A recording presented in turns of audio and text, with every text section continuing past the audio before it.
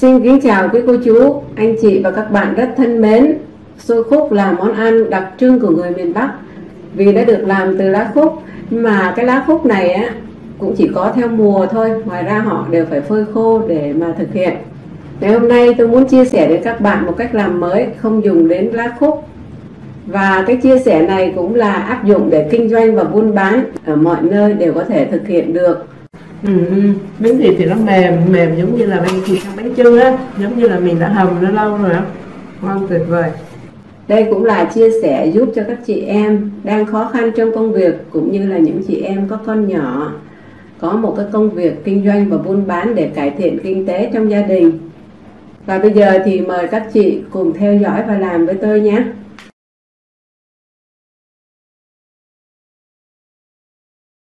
Công việc đầu tiên chúng ta sẽ cắt thịt ra. Đó, thịt các bạn cắt nó vuông vuông nhỏ nhỏ như này.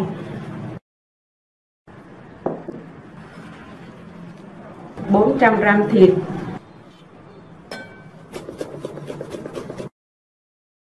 4 củ hành tím 450 g,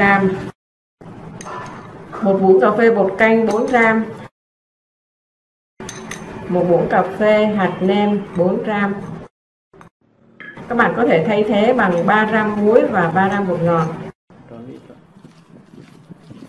Chúng ta sẽ ướp hành với gia vị ở trong này 15 phút. Cái xôi khúc ngày hôm nay ngoài thịt ra thì còn có nhân đậu xanh nữa. Ở đây là 400 g đậu xanh, tôi đã vo sạch và ngâm được 4 tiếng rồi. Sau khi ngâm thì các bạn cứ xả sạch đi để chúng ta cho vào nấu luôn. Cho vào đây 4 g muối, 1 muỗng cà phê vơi vơi. Nước thì các bạn cứ cho vô nó sắp giống như là chúng ta nấu cơm á. Thì mình ngâm lâu á thì mình nấu nó sẽ nhanh mềm hơn. Nếu không có thời gian thì các bạn ngâm 1 tiếng với nước ấm là đã nấu được rồi.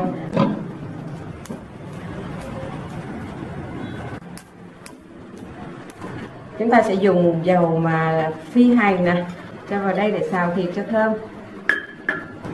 4 muỗng canh dầu ăn 40 g.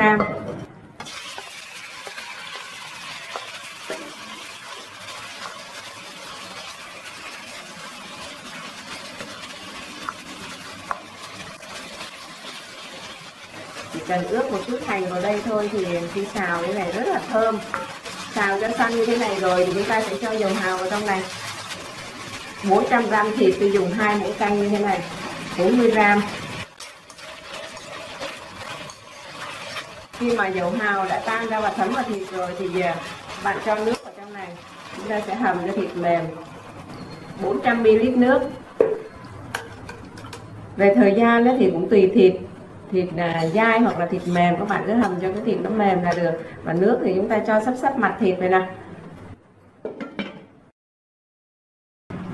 Đó, đồng thời cái nồi thịt nó cũng sôi nhỏ lửa như này các bạn nhé.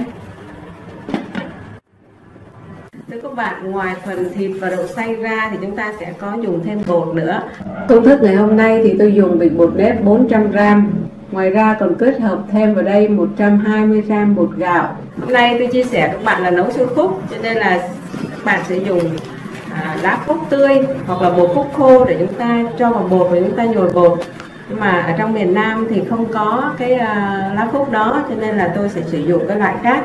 Tôi dùng cái lá dứa này nè và cái lá rau mùng ngót, 2 loại để kết hợp vô, chúng ta sẽ thay thế cho cái bột lá khúc. Để trước tiên thì tôi sẽ đi xay cái phần lá nếp, lá dứa này và rau ngót này ra. 80 g lá nếp thì tôi dùng 500 ml nước cho vào đây xay để lấy cái nước cốt.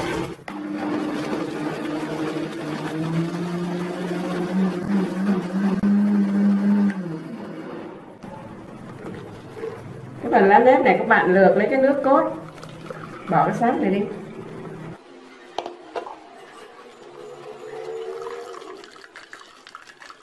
Bây giờ tôi sẽ dùng cái nước cốt lá dứa để xay cái rau mùng ngót này. 50 g rau mùng ngót. Và rau mùng ngót này sẽ lấy cái xác luôn.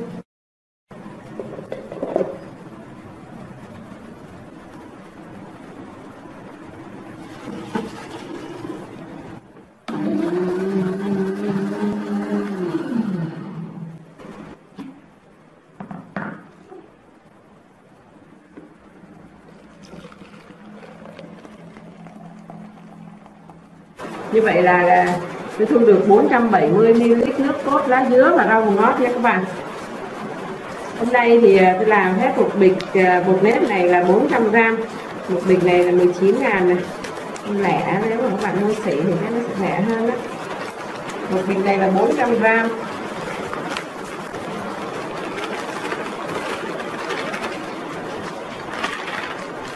Ngoài 400g bột nếp thì tôi sẽ dùng thêm 120g bột gạo, vẫn là bột tài ký luôn đó các bạn nhé. Thì mỗi một loại bột đó nó hút nước khác nhau, cho nên là cái công thức thì nó cũng chỉ chung chung như vậy thôi.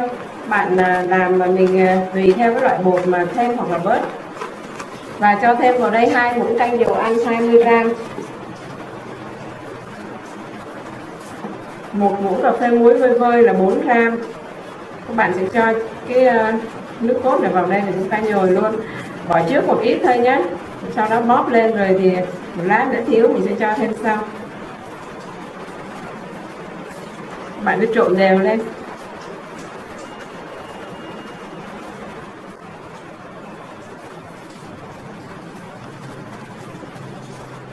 Bạn bóp, bây giờ nó có nước đủ rồi thì mình bóp cho nó thấm đều luôn ha. Chưa quen thì cứ cho nước vào ít một, nếu mà thấy nó đứng cái cục bột là được, đừng có khô quá mà nó đừng có chảy xệ xuống là nó bị nhão rồi đó.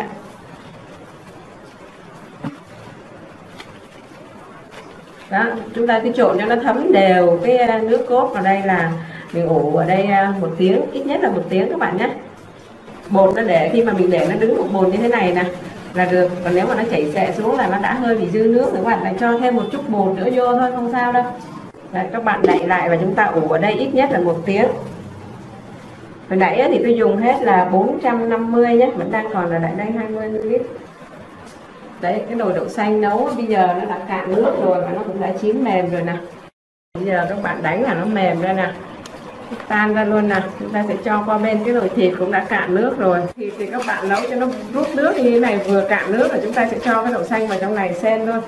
Vừa cạn nước thôi nhé, để nó cạn quá nước thịt nó bị cứng.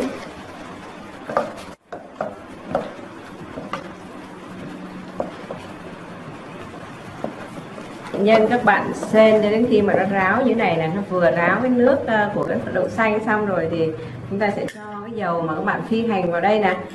Vừa xen các bạn vừa cho, và cái lượng dầu này là nó là 120g. 120g là mình tính chung cho cả cái xào thịt hồi nãy luôn các bạn nhé. Hồi nãy đã dùng là 40g rồi, bây giờ thì cho thêm vào đây là 80g nữa thôi. Bạn đảo cho nó tan thấm đều vào trong nhân rồi thì mới cho tiếp nha. Thì hồi nãy nguyên miếng thì mình cho vào đây mình xên một hồi, bây giờ nó giống như sắc hột lựu luôn này nè. Đó, nó thấm đều hết rồi thì lại tiếp tục cho vào nha.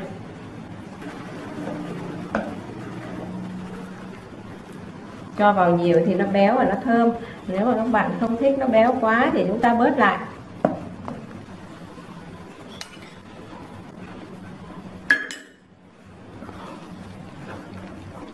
Có những cái mình ra công thức, nhưng mà có những cái việc đó nó cần phải có, đòi hỏi phải có cái kinh nghiệm, cái trải nghiệm thì các bạn làm nó mới đạt được. Chẳng hạn như là cái việc xên dầu và xên nhân này cũng vậy. Khi mà chúng ta cho dầu vào đây đảo cho nó thấm hết vào trong nhân rồi thì các bạn xên cho đến khi mà nó thấm vừa đủ rồi thì mình sẽ tắt bếp luôn. Chứ nếu mà mình cứ tiếp tục mình xên thì lúc đó nó khô hết nước, nó lại bắt đầu nó rửa cái dầu ra, tức là nó khô hết nước rồi thì cái phần dầu ở trong này nó sẽ chảy ra. Mình đảo liên tục thì nó đâu có cháy được, cho nên là bắt buộc nó phải tiết cái chất dầu, chất mỡ ra, thì lúc đó cái phần nhân nó lại không ngon, không thơm và nó không ngon, để nó lại nhanh thiêu. Đó là những cái mà các bạn phải bắt tay vào làm nhiều lần thì mình mới cảm nhận và mình thấy được. Cái đó người ta gọi là cái kinh nghiệm hay là cái bí quyết gì đó.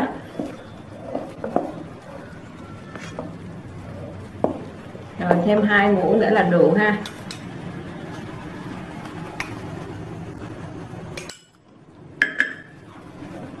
Và lúc này thì các bạn có thể nêm lại theo cái khẩu vị nha. Như này thì là vừa ăn rồi nè. Mà theo cái khẩu vị từng nơi từng vùng miền, có thể cho vào đây một chút đường nữa cũng vẫn được, nhưng mà hôm nay tôi làm cái xôi khúc này thì không có cho đường.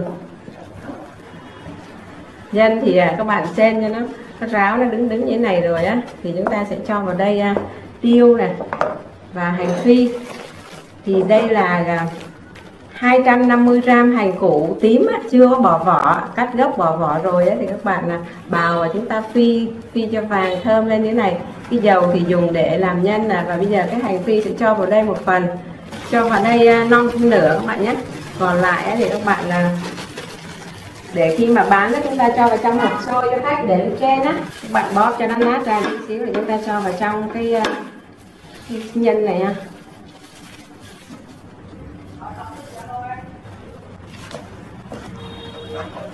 Hành rất là thơm, nó vàng và nó thơm.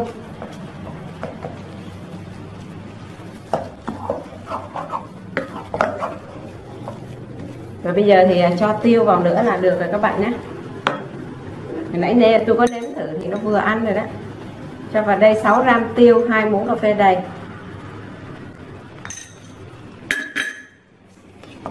Cái món này, cái món xôi khúc này thì nhân nó sẽ thơm mùi hành phi và nó sẽ cay thơm mùi tiêu.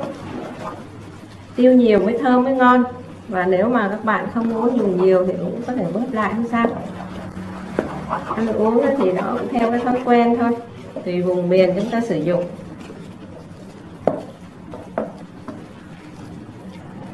Đấy, xong rồi, bây giờ thì tắt bếp cho nó nguội bớt, để chúng ta sẽ bắt viên lại ha. Công thức hôm nay tôi chia sẻ làm là 20 xôi khúc nhé. 20 xôi khúc thì cái phần nhân nó sẽ là 50g và phần vỏ nó sẽ dao động từ 53 đến tới 55. Thì các bạn chưa quen thì mình có thể cân qua đi, hoặc là mình chia đều cái nhân ra rồi mình bắt đầu mình viên lại cũng được, hơn nhau 1-2g không sao. Bạn chia như này là các bạn để riêng qua một bên, thì chúng ta quay trở lại với phần bột. Tiếp theo sẽ đến công việc đi nấu xôi. Ở đây tôi dùng 2 kg nếp đã ngâm rồi nha các bạn. Thì đã chia sẻ nhiều về cái việc ngâm nếp từ 6 đến 8 tiếng hoặc là ngâm qua đêm. Nếu gấp thì các bạn có thể ngâm 1-2 tiếng bằng nước ấm vẫn có thể nấu được. Và 2 kg nếp thì tôi dùng ở đây là 12g muối.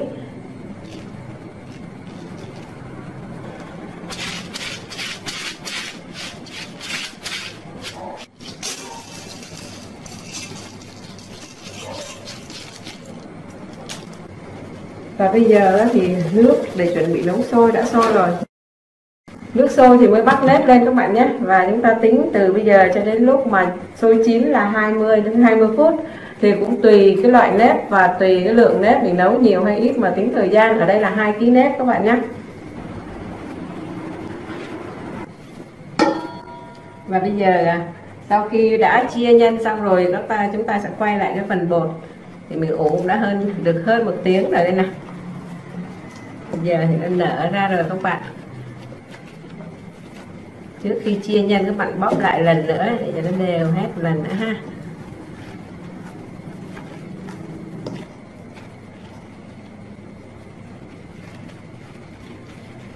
Đó, bột các bạn vê lại như này, không bị chảy xệ và không khô nứt đó là nó đạt. Thì cái nhân này tôi chia được 20 viên, một viên 50g và cái vỏ nó là 55g các bạn nhé. Vỏ lớn hơn nhân một xíu. Sau khi chia bột xong rồi thì chúng ta sẽ cho nhân vào trong bột nha. Dùng một chút dầu ăn các bạn thoa ngoài cái bao tay này sẽ không có dính cái bột á.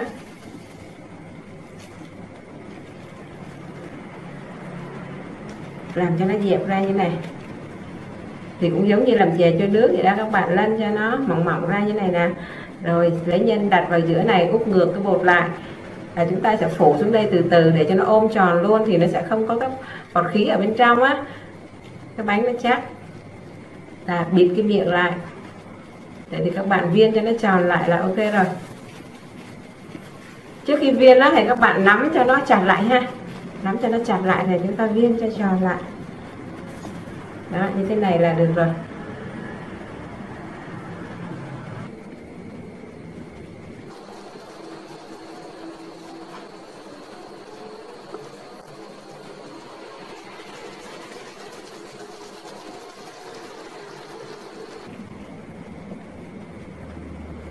Các bạn nhìn cái viên nhân hồi nãy giờ nó không có hề rửa cái dầu ra ha, mặc dù cho dầu ở trong này cũng khá là nhiều á, mà nhìn cái viên nhân nó khô chứ nó không có hề thấy bóng dầu ha.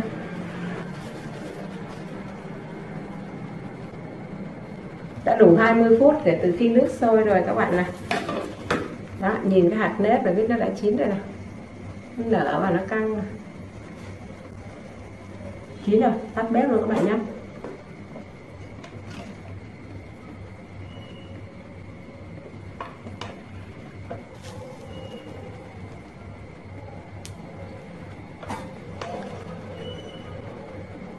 Mình nấu vừa đủ thời gian thì nó sôi nó vừa chín đến thì những cái mép nồi nó cũng không hề có cái hơi nước này các bạn. Đó, thấy nó khô ráo xung quanh mình xới lên mà nó không có hơi nước. Nếp á, khi mà gút các bạn để cho nó thiệt ráo ha, có thể là mình có điều thời gian mình gút trước cả tiếng đồng hồ nó ráo thì sôi nấu lên nó ngon lắm. Thì hôm nay cái cách làm này tôi chia sẻ với các bạn là sẽ hấp cái xôi này trước cho nó chín, vừa chín đến là chúng ta sẽ lấy ra. Yêu cầu là cái xôi mình nấu cho nó vừa chín đến mà khi mà mình dở ra nó ráo như này nè. Thưa các bạn, 20 viên xôi khúc đã được viên thành phẩm rồi nè. Để cho phép mình gọi xôi sọ đi chứ nói xôi khúc và các bạn lại bảo không có khúc sao gọi là xôi khúc. Và bây giờ thì chúng ta sẽ đến cái phần là sẽ lấy ra rồi mình mới bọc vào cái viên xôi, nắn lại chút xíu để cho nó bám dính vô. Cái công việc này các bạn có thể làm sẵn như này, chúng ta bỏ vào trong ngăn mát hoặc là ngăn đông, khi nào mà bán hoặc là ăn thì mới đưa ra để mà hấp lại. Thì làm cái này các bạn chuẩn bị trước, nó rất là đơn giản và dễ. Một cái thành phẩm như này là 220 đến 230 gram.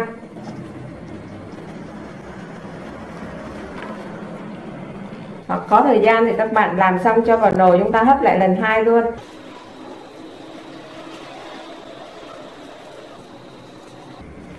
Như vậy là lại đem lên hấp 20 phút nữa thì xôi khúc sẽ chín và các bạn để đến chiều vẫn mềm. Cũng tính kể từ khi nước sôi nhá. Với cái lượng một lớp như này thôi các bạn nhé. Nếu mà chúng ta hấp nhiều hơn thì cái thời gian nó đòi hỏi sẽ phải lâu hơn, nó tùy theo. Đây thưa các bạn, sau 20 phút thì đã chín rồi. Bây giờ các bạn nhìn thấy là cái bánh khúc nó nở ra và mình nhìn thấy cái màu xanh đậm hơn hồi nãy ha, nó đã chín rồi đó. Bây giờ thì cái bánh khúc nó đang còn mềm lắm. Các bạn tắt bếp đi và chúng ta để cho nó bớt cái hơi đi rồi sẽ lấy ra cái hộp hoặc là đưa ra gói lá chuối luôn nha. Hôm nay thì làm cái xôi khúc để bán cho nên là tôi sẽ chia sẻ cho các bạn cái cách để gói luôn. Tắt bếp và đậy nắp lại chút đi ha. Nhớ là các bạn nhớ canh để mà xả hơi nước cho nó nhiễu xuống, nó ướt sôi là mất ngon nha. Để các bạn để khoảng cỡ 5 phút thôi cho nó dịu dịu cái hơi rồi chúng ta sẽ nhắc ra luôn. Tiếp theo thì đưa xôi khúc đi bán các bạn nha. Đây, nếu mà bỏ trong hộp thì lá các bạn rửa sạch và lau khô để sẵn đó rồi. Chúng ta cho lót ở những cái đáy hộp này nè, sôi nóng thì các bạn múc để vào đây thôi. Vừa đầy một cái hộp này luôn. Có thể là cho cái hành phi trực tiếp lên trên này, hoặc là các bạn có thể cho vào trong cái bịch nhỏ riêng ra. Thêm một cái gói muối đậu và đường nữa. Thì khi đậy nắp vô rồi á, ràng một cọng cái thun lại, các bạn sẽ nhấp vào cái lỗ ở trên cái hộp như thế này. Để chi? Thoát cái hơi ra, không có bị ướt sôi mà sôi nó vẫn nóng ở trong này. Kèm thêm gói muối đậu các bạn cột để ở trên hộp nữa là mình giao cho khách được rồi, cho vào cái bọc. Và còn một cái cách nữa là gói lá. Ở đây thì mình bán thì mình hay bỏ vào trong hộp, nó quen rồi. Còn các bạn ở nông thôn mà có nhiều lá thì mình sẽ dùng lá. Thì cái lá chuối khi mà gói bằng lá không á, thì cái mặt này là cái mặt bên sống của nó này, nó đợt màu hơn. Cái mặt này mặt bên trong nó đậm màu hơn, các bạn để cái màu đậm hơn ở bên ngoài nha. Thì cái gói xôi nó hấp dẫn hơn. Đấy, một cái xôi khúc này là 15k là ăn no tới chiều luôn nè. Để vào giữa và mình ốp hai cái đầu này lại, bẻ hai cái góc này cho nó sát vào cục xôi luôn ha. Lấy cái ngón tay mình chấn nó lại nè. Cái này cũng vậy, chấn sát vô và mình bẻ hai cái đầu xuống thôi là xong rồi. Đấy. Thì hành phi có thể bỏ vào đây lên trên mặt này, hoặc là để vào trong gói cột riêng. Làm cái cách này á rất là dễ và đơn giản các bạn, là nó không có bị dính cái phần bột vào nhau, nó không có làm cho bể xôi nè. Thì đây là cái cách gói xôi để đem đi bán. Chúng ta làm như thế này là đã có thể đem đi bán. Nãy giờ làm nhưng mà chưa có được ăn thử. Bây giờ mình sẽ khui một cái ra để ăn xem nó như thế nào nha. Thơm lắm rồi đó các bạn. Hồi nãy lúc nó còn nóng á, mình vừa mới bưng ra cái thơm nó ngọt ngào gì đâu á. Nhân thơm đó các bạn, độ mặn thì vừa ăn rồi. Ở khu vực miền Nam thì cần nêm vào đây một chút xíu đường để phù hợp hơn. Thì tôi cũng chia sẻ chung chung như vậy thôi. Các bạn làm thì chúng ta ăn thử, mình buôn bán thì cũng như là mình chia sẻ đến mọi người, thì các bạn cần phải phụ thuộc theo khách hàng từng khu vực vùng miền để chúng ta làm gia giảm cho nó phù hợp. Rất cảm ơn các bạn đã theo dõi và yêu mến kênh Món Ngon Mẹ Nấu. Xin chào và hẹn gặp lại các bạn trong những video kỳ sau. Miếng thịt thì nó mềm giống như là thịt trong bánh chưng á, giống như là mình đã hầm nó lâu rồi á. Ngon tuyệt vời. Tiếp theo những cái video sau thì tôi sẽ tập trung để chia sẻ đến các bạn những cái món về bánh mì, chia sẻ các bạn cách làm và để bán từng món một, ví dụ như là bánh mì chả cá hoặc là bánh mì xíu mại, bánh mì nướng muối ớt vân vân. Thì các bạn có xem video này thì đấy, nếu mà thấy rằng người thân của chúng ta hay bạn bè ở khắp mọi vùng miền cần cái công việc này thì các bạn chia sẻ để các bạn có thể nhận được những cái video cũng như là những cái thông điệp mà tôi muốn gửi đến các bạn ở khắp mọi miền đất nước.